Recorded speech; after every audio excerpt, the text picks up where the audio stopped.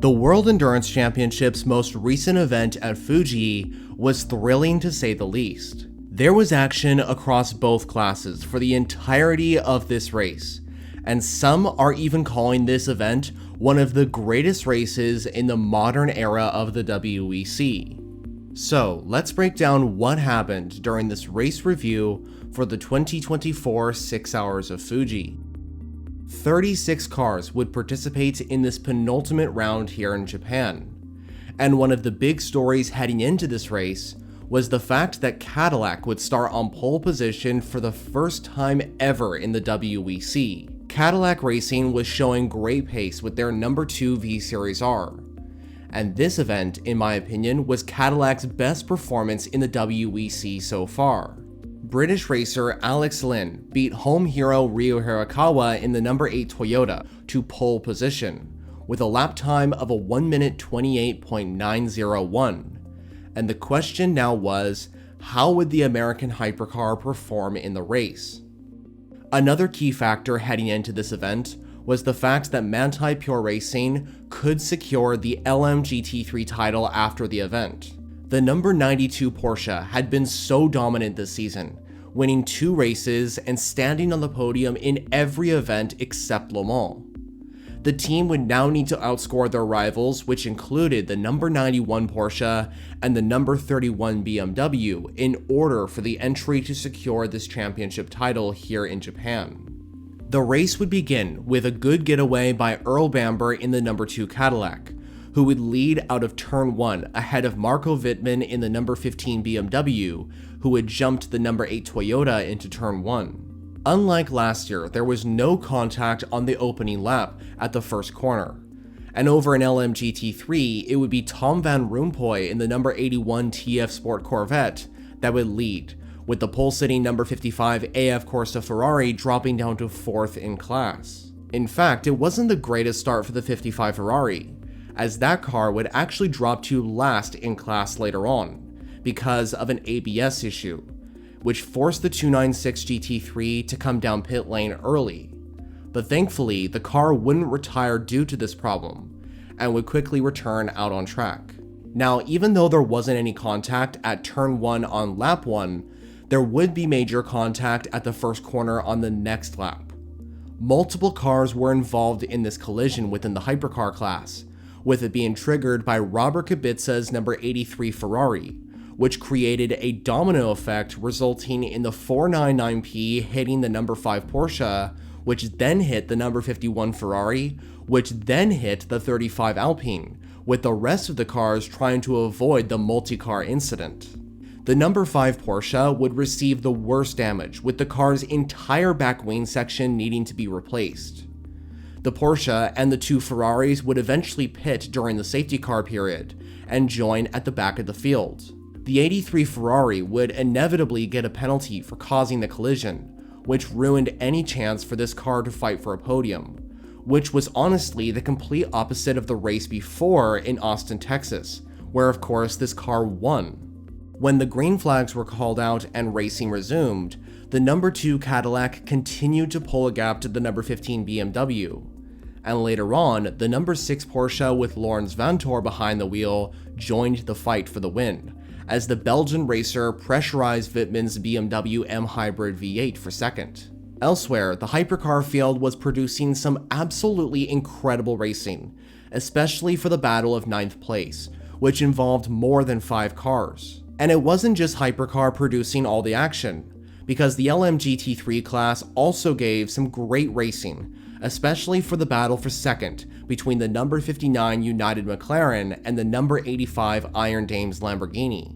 The McLarens were actually showing very strong pace, and both looked a challenge for the podium. However, the 2 McLaren entries made contact, forcing the number 95 car to have a spin at turn 1, which pushed it down the order. Otherwise, I think it would have continued to stay in the fight for the points.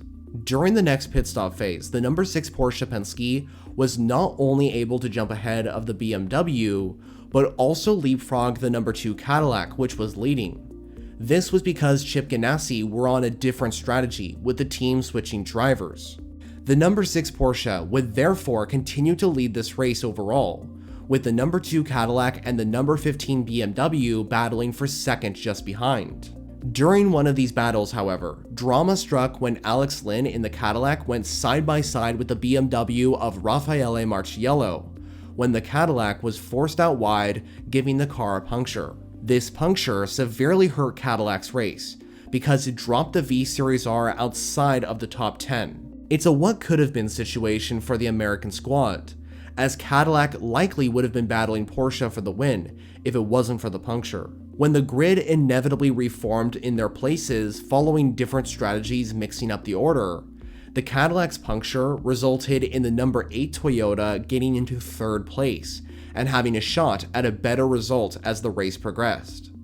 Later on, there was more drama in the hypercar class, this time for the number 63 Lamborghini, which was running a pretty solid race up until this point. The SC63 had stopped at the final turn, with former F1 driver Danny Kvyat reporting that something had broken with the gearbox, which eventually resulted in Lamborghini being forced to retire the car, which was a shame because, as I mentioned before, the Italian car was having a pretty good race, with the entry even making it into Hyperpole for the very first time earlier on. Here's hoping that Lamborghini have a much better event with the SC63 at the next race they participate in, which is the 6-hour IMSA race at Indianapolis. Now, I do want to mention that Alpine was actually having a really strong race with their new A424. Both cars were running really well, with competitive performance and zero reliability issues. And with the event progressing, the number 35 Alpine moved into 3rd place and had a very good opportunity to achieve that result once the checkered flag fell. If Alpine were to claim the podium, the number 35 car would need to battle the number 8 Toyota for it, as that car was also looking to achieve that result. However, the Japanese marque was actually not having a great home race. Despite their domination of the 6-hour Japanese endurance race in the past, where they have won 9 of 10 victories here, Toyota was not showing super competitive pace with the GR010.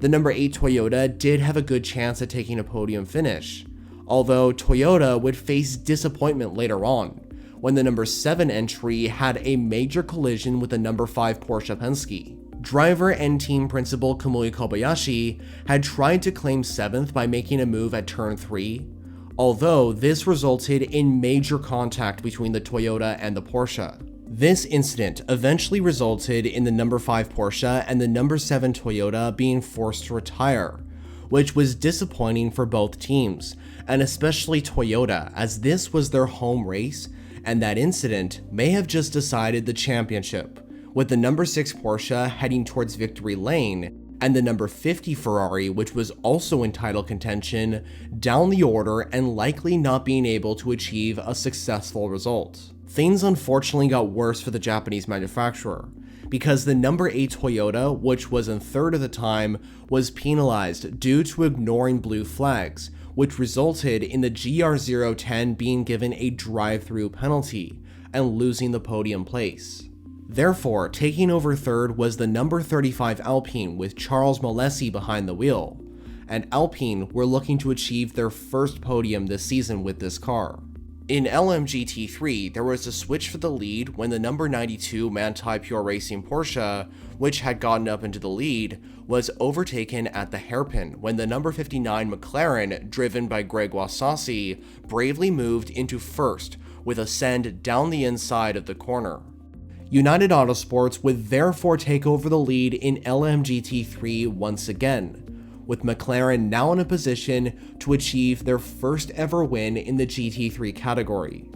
Back up in hypercar, just like the Toyota beforehand, the number 35 Alpine heartbreakingly received a drive-through penalty, this time for contact with the GT car, which forced the Alpine outside the podium.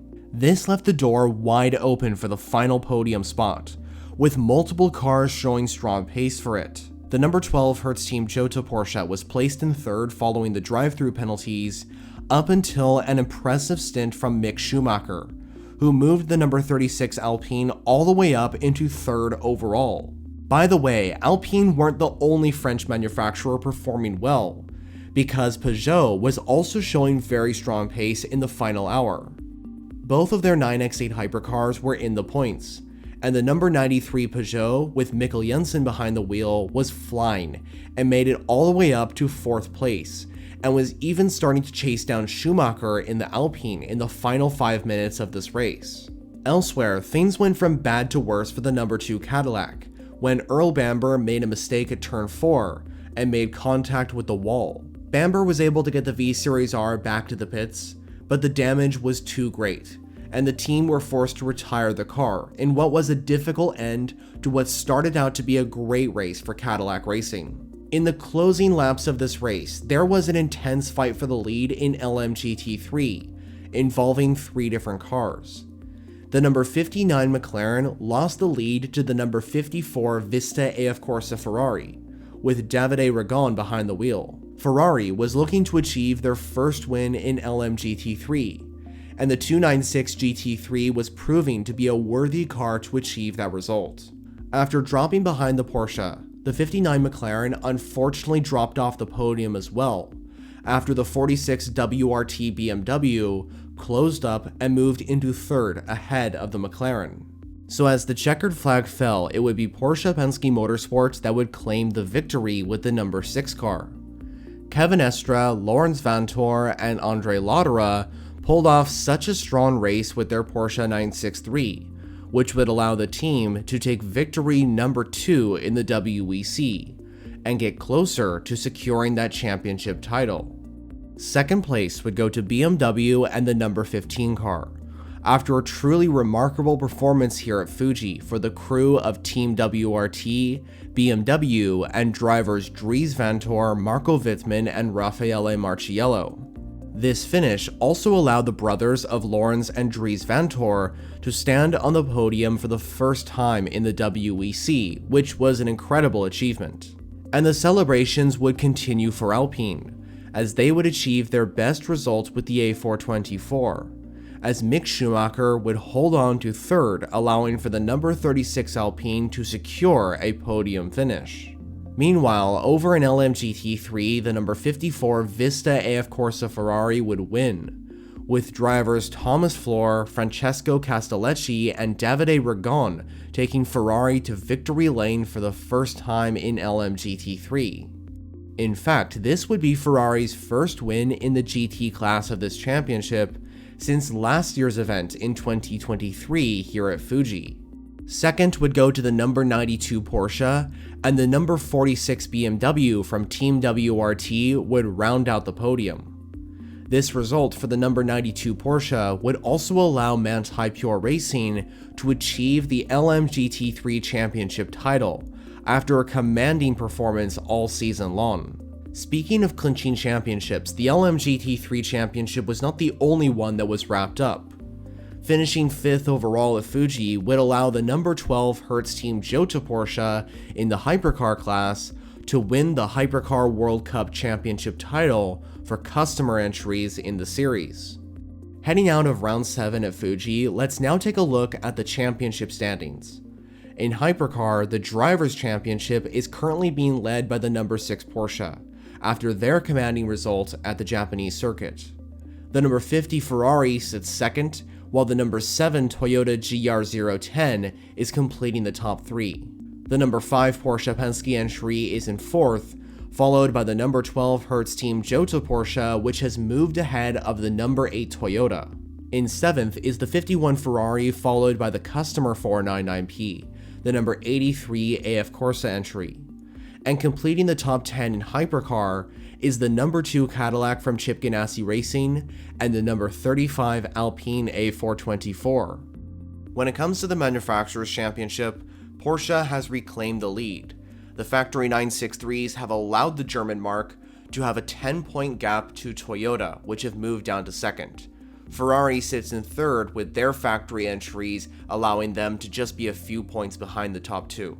Moving on to LMGT3, and the 92 Manthey Pure Racing Porsche is going to stay in 1st till the end of the season, considering it's won the championship, with the 91 Manthey EMA Porsche in 2nd, followed by the Team WRT number 31 BMW completing the top 3. The 27 Heart of Racing Aston Martin is in 4th, followed by the 2nd Team WRT BMW in 5th. with the 55 Vista AF Corsa Ferrari in 6th, followed by the Iron Dames Lamborghini, the D Station Aston Martin, the 2nd Vista AF Corsa Ferrari, and the first of the McLarens, the 59 car, completing the top 10. So that concludes this race review, recapping everything that happened during the 2024 6 Hours of Fuji. What did you think about this race? And now viewers, we just have one round left of this WEC season, and that will be the 8 Hours of Bahrain taking place in November. Thanks for watching. For more content on endurance racing such as the WEC and IMSA, consider subscribing if you haven't already. On screen, you'll find some suggested videos to watch next. For now though, that's it for me. You'll hear from me next in the following video.